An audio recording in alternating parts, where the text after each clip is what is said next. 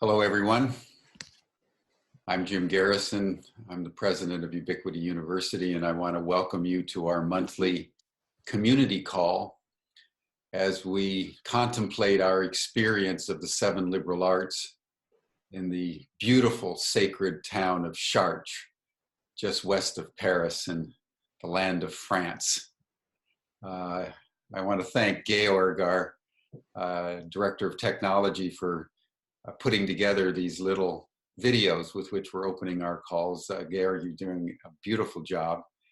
And I want to thank all of you for joining this call in November, just a few days after the eve of All Hallows, All Saints' Day, Halloween, when the veil between the worlds are especially thin. It was this time of the year, actually, when the Druids and the Celts would gather in Chartres. This was considered the most sacred time in their calendar. And the Celts from all over the Western European world would gather in Chartres, which was their Vatican, their seat. And as I understand it, Chartres actually means altar. And so this was from the very, very beginning considered an extremely sacred place. The video that Georg showed was from our time this last summer. We were there for Astronomica, the 7th of our liberal arts. Then we had an extraordinary time in Paris. Then a month later, we came again to Chartres to celebrate Madonna Rising. And that was a beautiful consecration of the Assumption of Mary and the Black Madonna.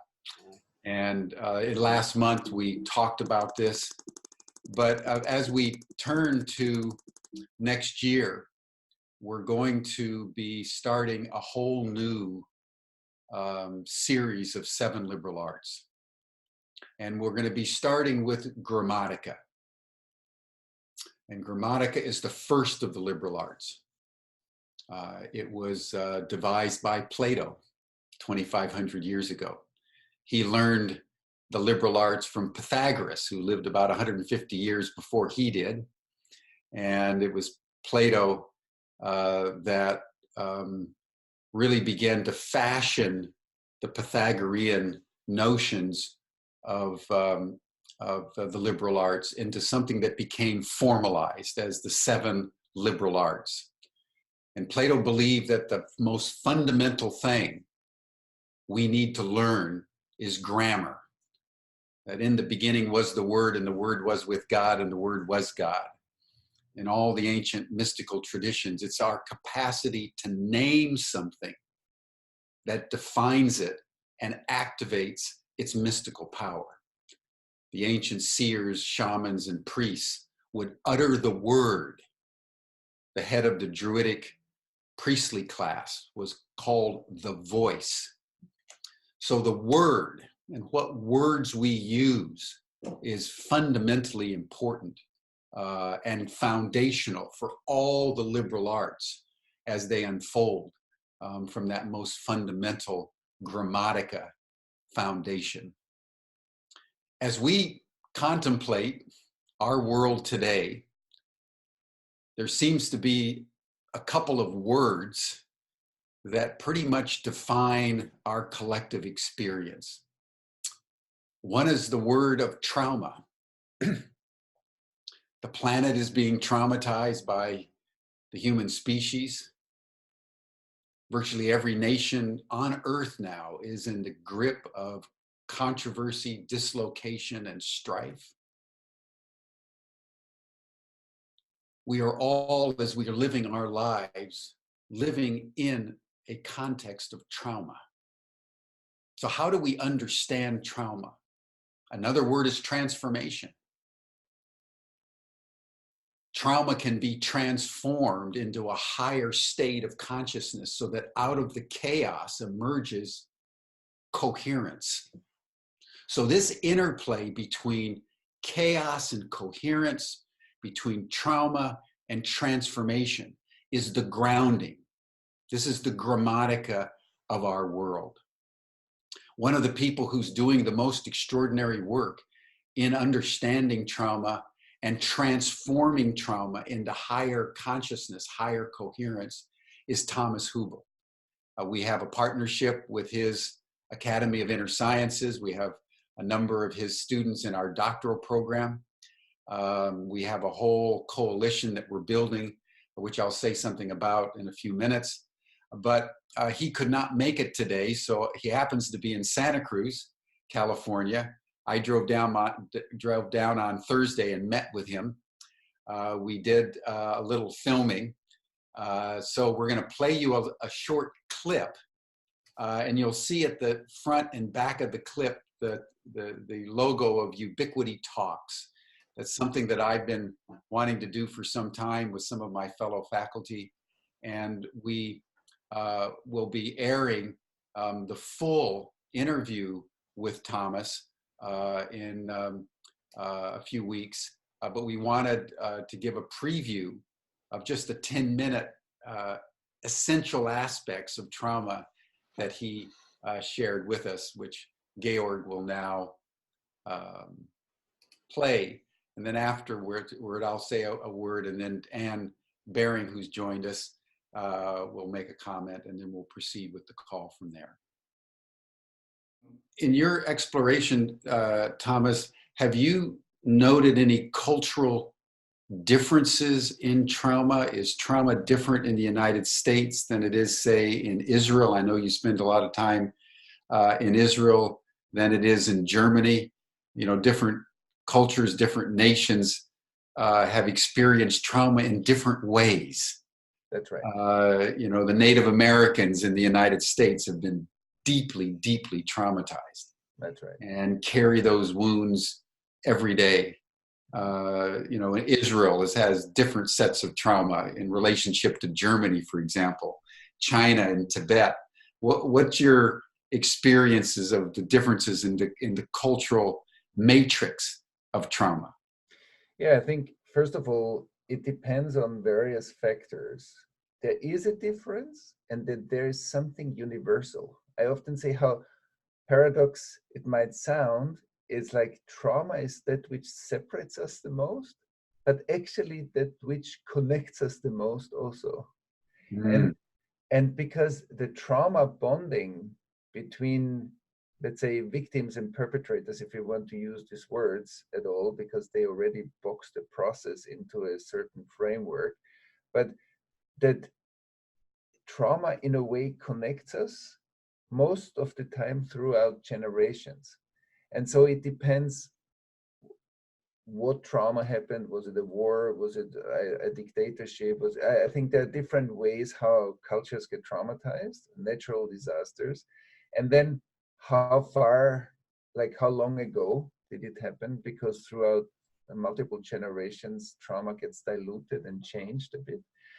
But basically, I would say there are cultural differences, but there is a universal kind of quality to the collective traumatization, which means that there is a pain that is painful all over, and there is an intelligence in the nervous system. Because if you look at what is trauma, if trauma is the process, the response within my nervous systems, when I go through an overwhelming experience, so that there's a high level of stress, and then there is a dissociation or a shutdown.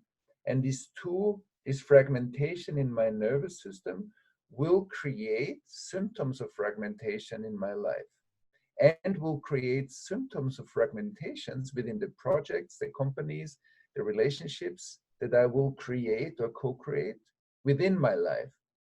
So that fragmentation, if it's a strong fragmentation, my whole company might be affected by my trauma because I pass it most of the time unconsciously on to my employees, to my teams, and if it's politicians, to the country. And I think that's very important to know. It's not just in me, it's also how I create things. And so in the way how we create social frameworks, there are cultural differences that color the universality of trauma. But within it, there is, I believe, a very intelligent process that helps us to survive better, that helps tribes or countries or nations to survive better. But that process is kind of universal, I believe, all around the world. And and um, and so I came to the conclusion through this work and through, like recently, I also wrote a book that's going to be published next year about this last 18 years of working on collective trauma, that there is a very important work needed that deals with the PTSD or the complex PTSD, and we learn how to deal with attachment trauma versus shock trauma and war trauma, and like there are different aspects of traumatization. But I believe that's not enough. If we go even beyond the, let's say, physical, emotional, and mental fragmentation, there is an ethical upgrade that is needed. We have to become better human beings. That's the essence of what what I want to say is, I think dealing with trauma means dealing with an ethical alignment that gets us closer to the essence of life and more into alignment with life. And I think that's an important part, because many people think, okay, I go to the trauma specialist and I take care of my PTSD so that I have less symptoms. But really taking care of trauma means taking care of what caused it in the first place.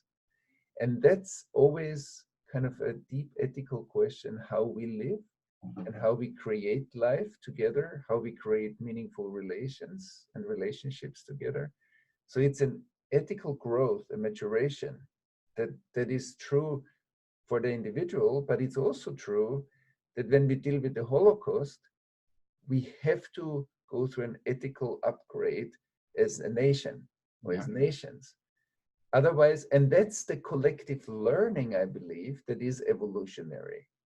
And that needs a deep, deep sense of responsibility, vulnerability, nakedness, going beyond guilt and shame and all the defense patterns that actually, as we call it in the mystical world, we say when you are naked in front of the highest consciousness, that's where the true restoration or repair happens. Because as long as we have defense systems in place that actually don't allow that nakedness, we can't fully heal. And then we will reproduce it somehow. And as you talk with people in your workshops and so forth, what would you offer as basic techniques that people can employ in their personal lives to grapple with trauma? Is because I think people listening to you would agree, and I think they would also want to know, so sort of, where do I start? What processes can I employ? And what would you say to those questions? Yeah, there are two parts. One is, what can I do in order to integrate my own biographical trauma, or maybe even three, how am I affected by the trauma of my ancestors, my direct ancestors, and how am I sitting in a much more collective dimension of trauma? So there are basically three of them that need a little bit of a different approach.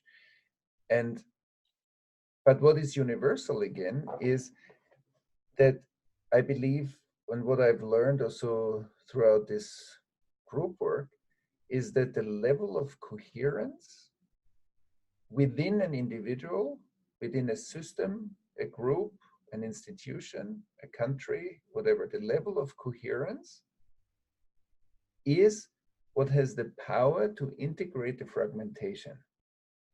So what does this mean for the individual? As an individual, when I carry trauma or experience trauma as a small child, as I don't know how, whenever it happened in my life, it created this inner fragmentation. So we need first to have tools of resourcing. How can I resource myself? And how can I strengthen the coherence within my nervous system? I can do this through embodiment practices. I can do this through meditation and contemplation practices. I can do this through the narrative of my trauma to see if I have a coherent narrative throughout my life or if the narrative is kind of fragmented. And essential, kind of very essential, is what kind of relations do I have that support me as an external resource? Because there is a tendency, especially when people are traumatized, to find self-help books in order to deal with the trauma alone, when most of the trauma has been inflicted through inappropriate relations. So if the parenting doesn't really work, there's attachment trauma.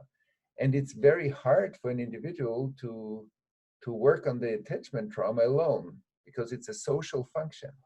And it's a function of my nervous system that happens in relation. So actually, I need you to replace the relational aspect, or to kind of infuse the relational aspect for me.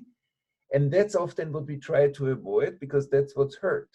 So that's why there is a boom in self-help books, but I believe real trauma work doesn't happen. We can do certain things that strengthen our system, and that we are more informed, and that we can kind of frame it differently in ourselves. But the real work that I have seen that is really transformational, that really changes people's lives, is deeply relational.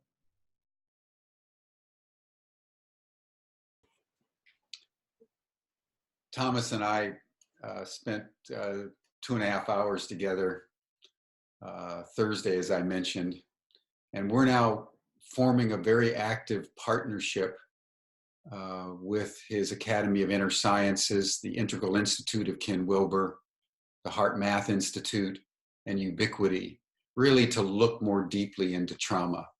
And we'll be announcing a number of aspects of this over the next several months.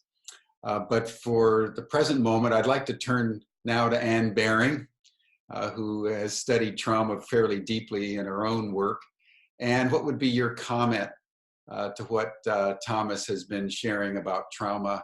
And then if anyone else wants to join Anne and make a comment, just raise your hand or say something in the chat and we'll call on you. But Anne, why don't you start? Okay, well, first of all, I have tremendous admiration for his work and for the healing that he's done. And I think all the time about trauma, because we're confronted with it every day on the television with terrible scenes of people suffering. But I think we have to understand also, as I said in my book, that what suffers with us is spirit, or the whole ground of being suffers from the trauma we are experiencing or inflicting on each other.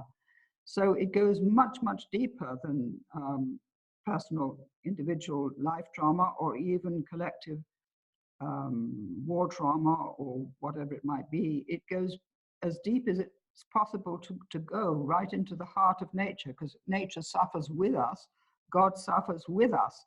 And so we're not separate from what we've been thinking is separate, so to speak. It's all mixed up together.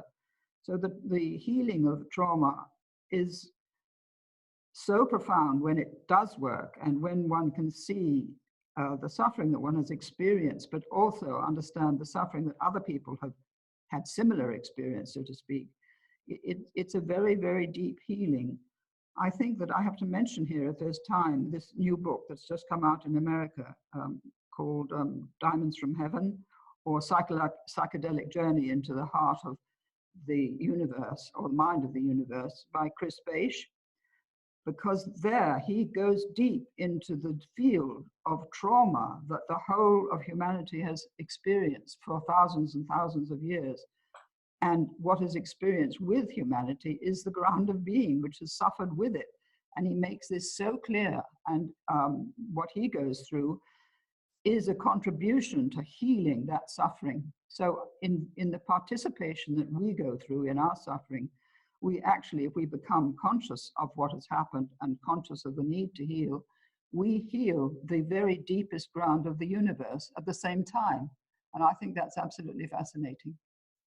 I don't know if I've explained it very well, but it's just so well explained in that book, which is now out for sale, I believe. Well, we'll recommend it and maybe put it up in the chat so people can order it. It reminded me, Anne, of the great line of St. Paul in the book of Romans, that the entire creation, he says, groans with us in the hope for our redemption. And one of the things that Thomas and I were talking about is that if you think about transgenerational trauma accumulating over the centuries and now coming into an extraordinary intensification where we're about ready to traumatize ourselves possibly out of existence along with thousands of other species. We have got to really deal with trauma wherever it occurs and do it in a way that is social, that is conscious, that is forgiving. And within this context, I just want to take a moment to say that we had a little bit of trauma in Astronomica in July around the labyrinth and the whirling in the labyrinth. While it was overwhelmingly embraced, there were a few people who were challenged by it, and that caused a little trauma in the system. And Banafsheh addressed it last time. And since we're on the subject of trauma, I wanted to say also that, that to the degree to which our community can be conscious and socially interactive and forgiving, we can overcome just about everything. I looking back, we probably could have, given its novelty, been more proactive in terms of letting people know at a broader level, more inclusive. And so that's something that happened, for which I apologize, and hope that in the spirit of our community and in the spirit of holding socially conscious even the smallest perturbation in a system, that's what gives us power to move forward. And that's what gives us the refinement of spirit to always be reworking the narrative of trauma into the process of transformation. It's an extraordinary thing how speaking consciously about something alleviates it, dissipates the knot that, if it's unspoken and hidden, becomes a complex in a system and produces a neurotic function somewhere down the road. So I just wanted to touch base on that and to say that when we go into Grammatica, we're really with Thomas's people. He's still trying to figure out his schedule to see if he can make it. He has a course that very week in Germany, but we're working together, because what we want to do in Grammatica is really focus on the devices, the machines, and the social interaction that can begin to monitor our capacity to create coherence out of chaos. And you can go up on our website and see what we've said so far about Grammatica. We're also going to be launching, I just see that there's oh, Raquel, I'll get to you in a second, Raquel, thank you. We'll also be launching what we have been calling our Jedi Warrior School of young people 18 to 29, basically people under 30. We've decided to call it our Chartres Academy Next Gen. And that's what you'll see up on the website. I want to thank Gail Lloyd, who one of our alumni, who 10 years ago said that we should have a program for young people. It was a little bit too soon. It took us a while to consolidate and just solidify what it is that we're doing. But we thought with this next cycle, we really want to actively include young people. So Gail will be involved, other people will be involved, and several of our staff, Matt Robertson, Nora Salini, Lee Mason, who were there in Chartres last several months ago, and are deeply spiritual and completely motivated and excited about mentoring and teaching the young people who will be coming. So we wanted you to know, all of you adults, if you want to bring your kids, if they're under 18, they need to be with you or some type of a chaperone, because any time you're underage, there's a different consideration. We're focusing on 18 to 29, but we're mindful that a number of you have children or grandchildren that you think are particularly spiritually elevated. And we all remember little Casper, 9 years old, came with his mother, has been there for 2 or 3 years, brilliant, precocious, spiritually refined. And you'll remember in Geometrica, it was actually little Casper that was explaining to the adults what Jane was trying to say in terms of the geometry of the universe. So we're very mindful that it's out of the mouths of babes that the Lord doth speak.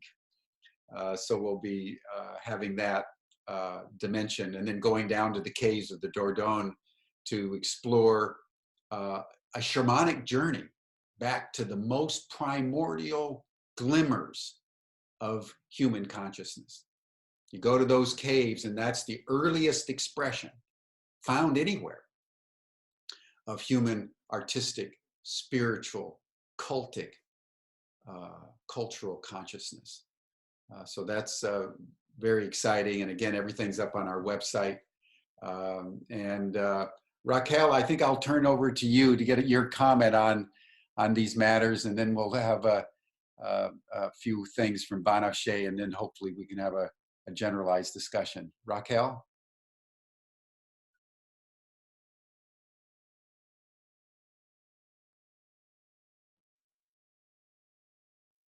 I see you're on the, is she muted? Yeah, right now she should be there. There we go. We can see you now. We just need to get your audio. Now, do you see me? Do you hear me? There we go. We can hear you and see you. You're a little bit fractally, but I think we'll give it a try. Okay, let's give it a try. Well, first thing, hello to you, Jim, and to Thomas and everyone else that is present today. And very happy to be with you and to keep this spirit of the Chartres encounter, which I think for everyone, as I saw, but for me, it was absolutely fantastic. And if money permits, I will be there with you also with Grammatica. So thank you very much for this opportunity again to be together. And I wanted to comment regarding what Thomas and Anne and the matter we're talking today about, which is this trauma, this personal trauma. I have been working with people in consultation, as I am a psychologist, after 33 years of treating people with traumas. So on a personal basis, surely. But I do see, because yesterday I saw a movie that touched me profoundly, which was Joker. I don't know if you've seen it, and I recommend it very much to see, really in a very active way, the trauma of the social trauma, the trauma of the collective. Because in reality, it is showing something that I am not a Freudian, but Freud already said or talked about the illness of society. And if you have seen this movie, Joker, it talks about a guy that is really traumatized by things that have happened to him in the very early childhood. He doesn't even remember. And at the end, he knows. And he has developed a craziness. He's absolutely crazy. But how this craziness ends up influencing the traumas of the society that he lives in, and how finally everyone ends up crazy. It has touched me precisely much more than ever, because in Spain, as you probably have seen or know, in Catalonia, we have been suffering this situation, which is really, really horrible. And in reality, you know, the sensation of being absolutely living moments of aggressiveness and violence in the social realm as never before. I mean, after the democratic Spain, I mean. So I do understand that this collective trauma, and this is a question I pose for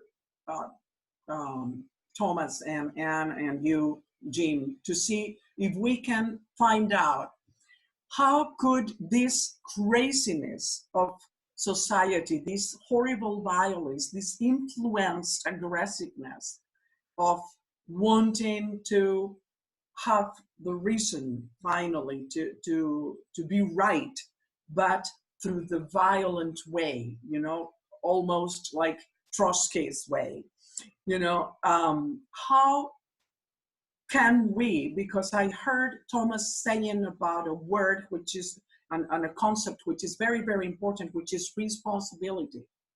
So if we make each of us, which are the children of consciousness, let's say, if each of us become responsible of this collective trauma, really like working with our own personal traumas, I think it's the only way, because I do not imagine how to work with collective trauma of this capacity of aggressiveness and violence from another way than from starting to treat the personal traumas in ourselves and help the ones that we have around or that we work with, that they can also treat their own traumas.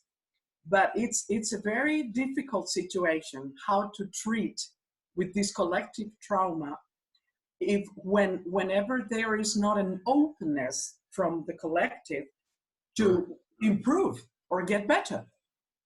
And there is not a curiosity at all about how to get better, but on the contrary, how to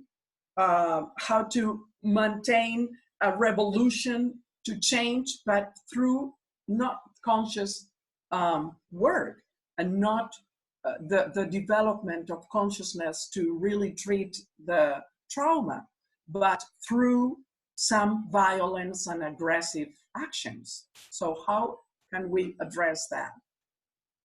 Yeah, thank you. That's a profound question.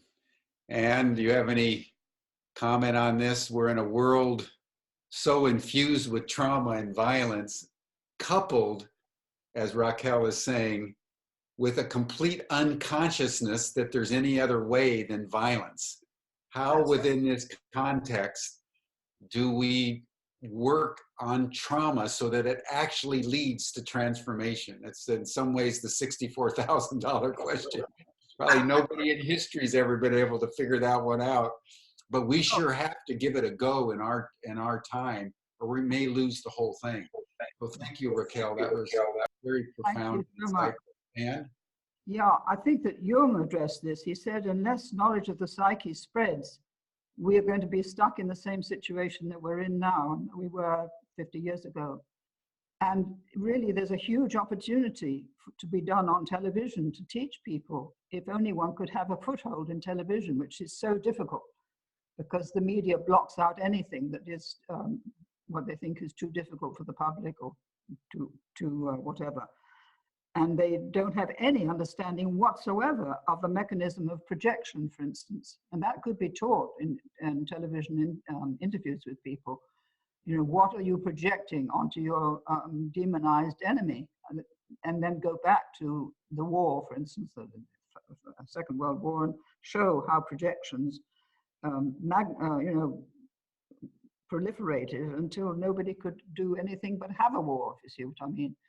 But we're in a situation now where we've progressed, I think. We have some knowledge of what happened in the past. We have television looking at us all the time.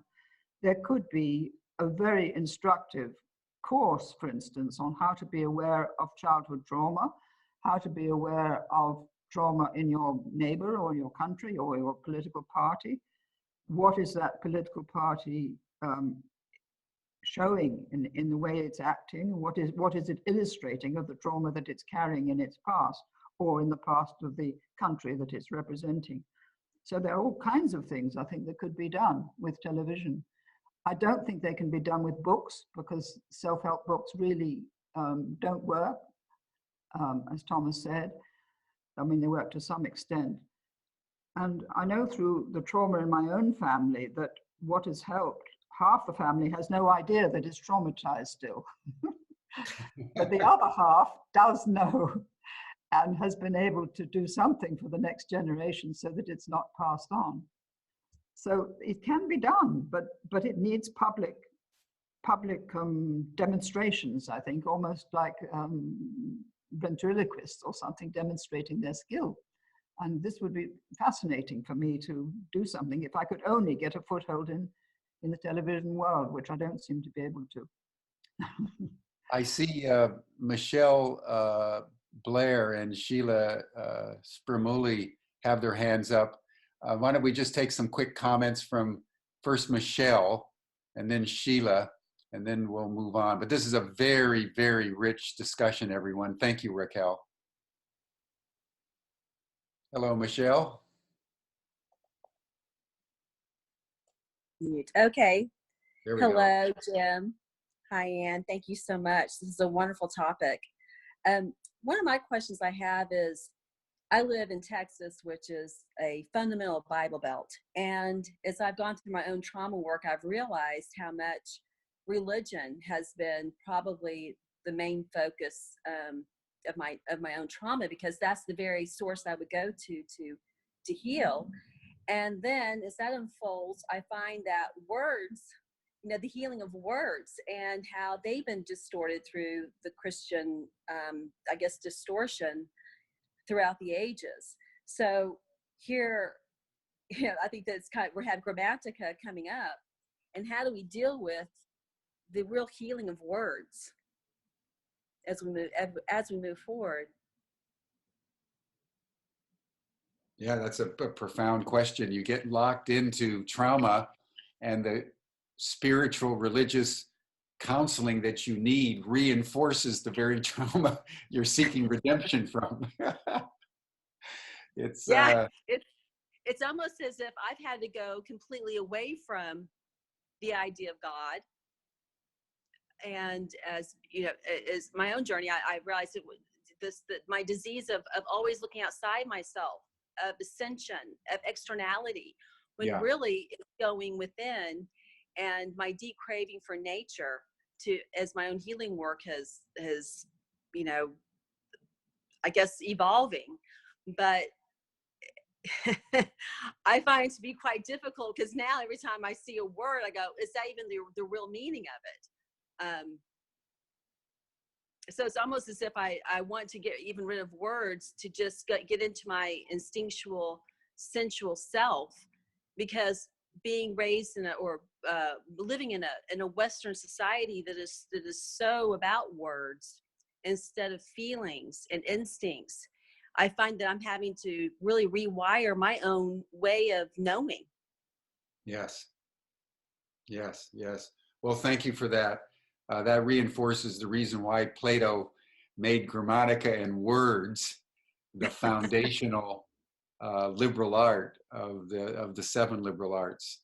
We'll consider that more deeply as we go along. Sheila, do you want to make a quick comment?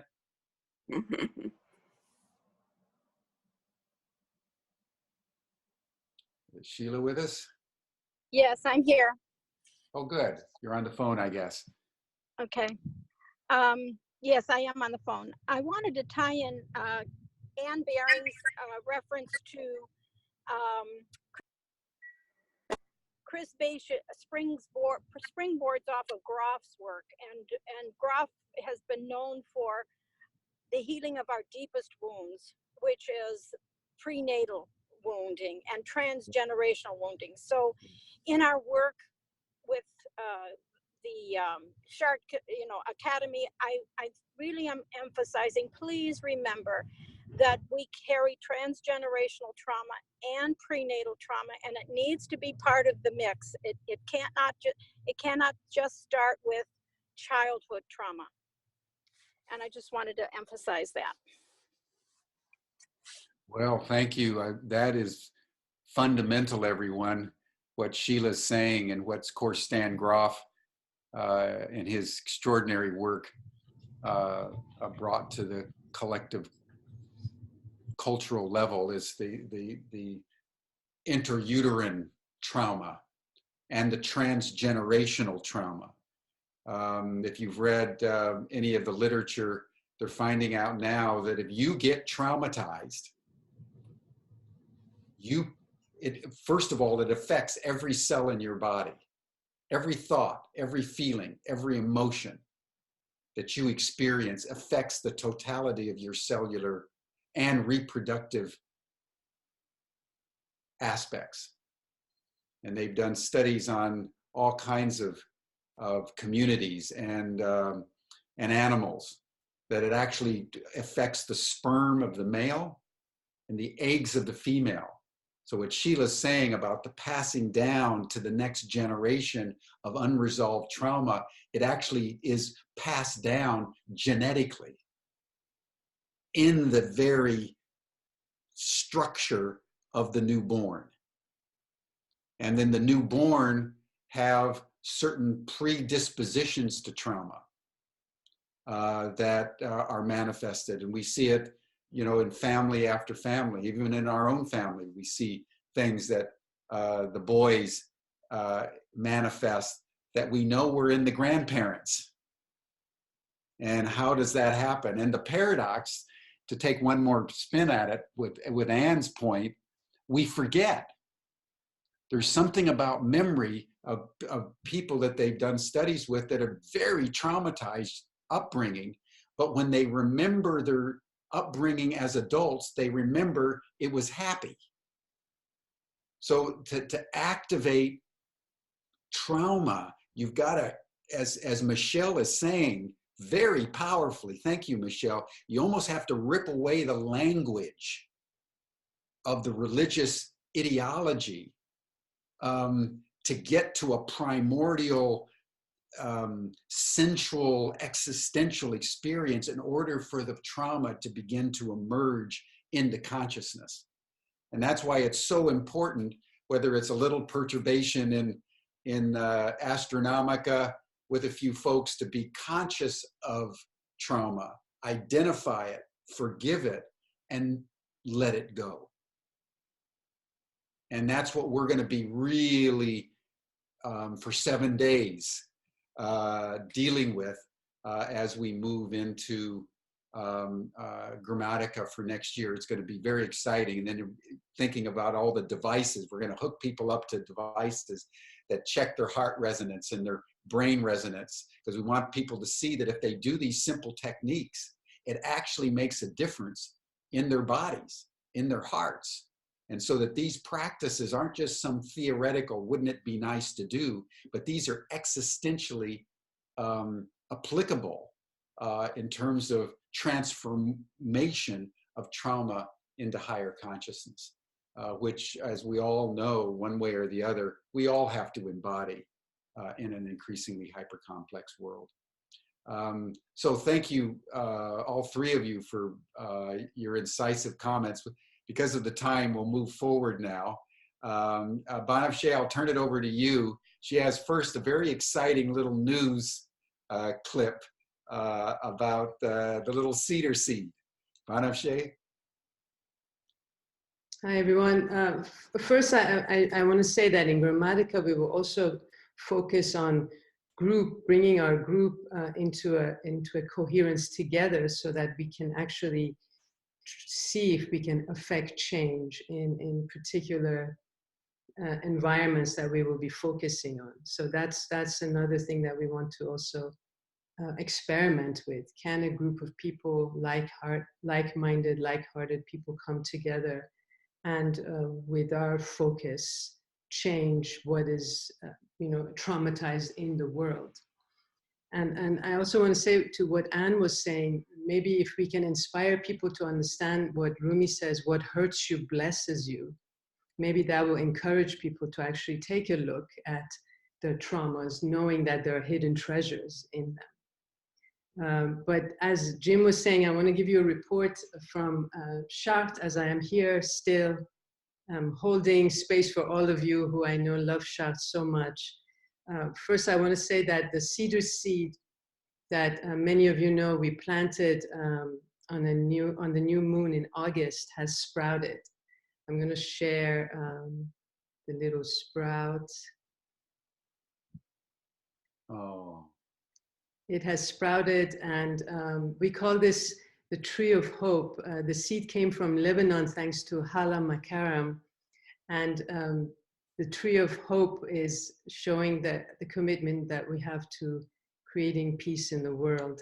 We want to give special thanks to Mary Lou Bell and Vivian Falk and Kate Genevieve and Hala Makaram for all they've done to bring the seed to our community and to see that it was planted and bless it as it grows. May this tree stand for centuries, and in standing, bless all of us, bless all in return. The other report I want to give you from Chartres is that this is what you see. This is what we've been witnessing for the past week for All Saints Day, preparing for All Saints Day, which was Friday. But this has been for 8 days. This table was set in the chapel that houses the Sancta Comisia, the veil. This table with references to different saints. And it has a very beautiful light in the chapel. I'm going to share this tiny little video that I took.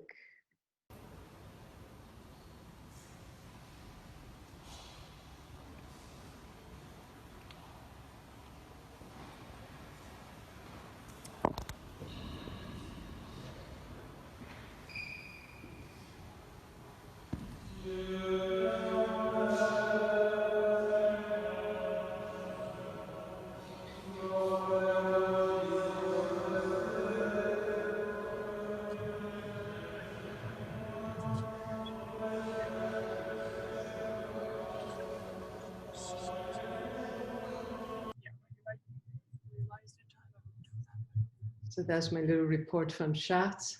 The other summer courses that we are still putting together are the Madonna Rose in August. That's again around the Assumption of Mary, the week of the Assumption, and all the celebrations that happen here in Chartres, the procession of the Black Madonna on the streets. We'll be focusing on the Black Madonna and the Virgin Mary and Mary Magdalene this year. And we will follow the intensive here in Chartres to to a pilgrimage that we will take to the south of France and visit the sites of the Black Madonna and where Mary Magdalene stayed and lived.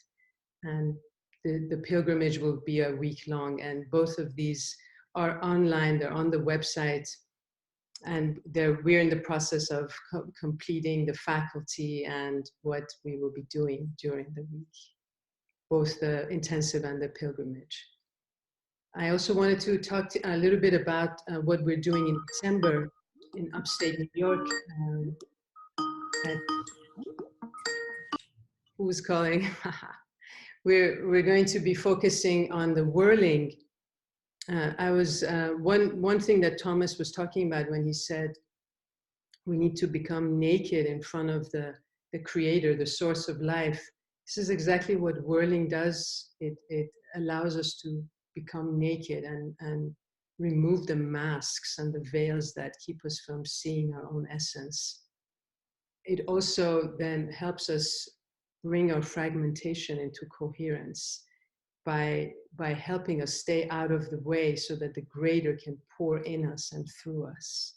So we will be journeying into the practice of whirling, but also taking the philosophy of Sufism, the path of Sufism, and comparing it to quantum physics and as well as Tibetan Buddhism. So we're looking at these three bodies of thought, of practice, and taking that, embodying what we learned through the whirling. And beautifully, this time of year, December 17 is the night of Rumi's passing, which he called his wedding night. And we will also be celebrating December 17th. Andrew Harvey will be joining me and Jim Garrison, as well as Kaylin Rain, who will bring a portable labyrinth, and we will explore the labyrinth as well as the whirling and the philosophies I mentioned. So I think, the link is on the link of all the courses are actually in the chat. So that's all I had to talk about. Also that next week we will be journeying with Mari Castle into Inanna and Gilgamesh. That's another course, that's an online webinar that we will be starting next week. Thank you so much, everyone. Thank you, Banafsheh. Yeah, it's going to be a very exciting summer next in 2020 with Grammatica, and then going down into the caves. And then a month later, Madonna Rose, and then doing the Mary Magdalene pilgrimage to the south of France. Although we're going to start in Roc Amador, and that's the site of the most venerated of all the Black Madonnas, certainly in France, if not in Europe. There's a whole hierarchy. There's hundreds of Black Madonnas. I think there's between 300 and 400 Black Madonnas all over Europe. Chartres has one, various cathedrals have one, and there's a hierarchy, and the Black Madonna at Roc Amador is considered preeminent in many ways. And all of those can be found on our website. All of them are in construction. We wanted to get sort of a save-to-page description of everything. We're still looking at faculty refinements.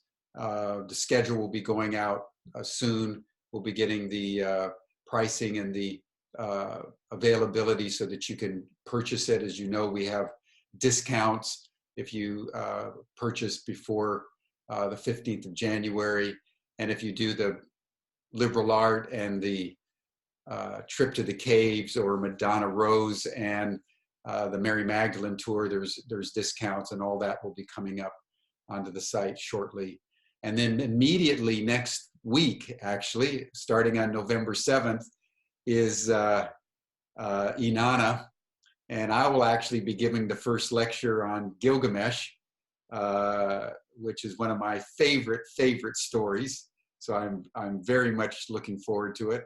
I've been immersing myself in his tragic tale for the last several weeks. And then in December, 12th to the 18th of December, in upstate New York at this extraordinary Tibetan Buddhist center. We're going to have whirling in the quantum field with Banafshe and Andrew and Kaylin and myself. It'll be a grand time. We had one more person, a Shelley Darling, that wanted to make a comment. I hope we can have a brief comment from you, Shelley, then we'll turn it over to Anne, and she will give us a benediction, and then we'll meet next month. Shelley, good to see you. We can see you, and we can hear you. Great. Thank you so much, Jim. I'm telling you, this is like touching my heart in such a deep way, and obviously there's not enough time to tell you how much my life shifted from the experience at Chartres this summer in the most unbelievable ways, and actually met a deep, unmet part of myself in terms of trauma. What I wanted to share, though, was in relation to what everyone's been talking about, and thank you everyone so much, is I just want to share just a thread, just not for an edification, but for an understanding that I spent 12 years involved in teaching limbic imprinting. So that birth coming in, how we come into this world is really how we do our life, as well as being involved with Barbara Marx Hubbard. And for the past 7 years, have been running a whole program with teaching heart resonance, facilitating people so that they can have that embodied experience of resonance. But the piece that I felt to bring in today, which is the most meaningful, and funny enough that last night, someone, actually the co-founder of Good of the Whole, posted this question, and it started out with a quote which had to do with, we have to acknowledge our brokenness in order to experience our wholeness. And she was asking people, well, what do you think about that? And it promoted something, and I feel like it's really important. So I don't have a background of Jung or Freud or am I a psychologist, but what I do carry forth is this voice of wholeness. And I think it ties very much into Jude Caravan and what she's expressing, that we can't have this conversation about trauma if we don't bring in this consciousness of our own wholeness, that we are inherently whole. And that for me, that the evolution of that, this cultivation of wholeness, is essential, because what I've seen in all the work that I've done over 20 years, 30 years, is that we can do this trauma thing. We can go into all these different avenues.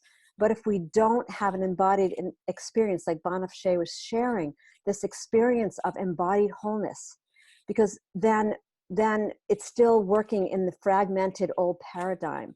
And that what I've seen, and especially in the past few years, that when there's this experience of embodied wholeness, all of a sudden it's almost like turning the channel on a radio station, that all of a sudden it's almost like they can meet all those unmet experiences and feelings with a sense of conviction, a sense of confidence, and they really begin to get the movement of who they are and that life purposing, and that collective. I love that you're talking about the collective trauma, because what's been coming to me is like this social alchemy, where when we understand our wholeness and have that experience and we actually get to express it, then that is the healing.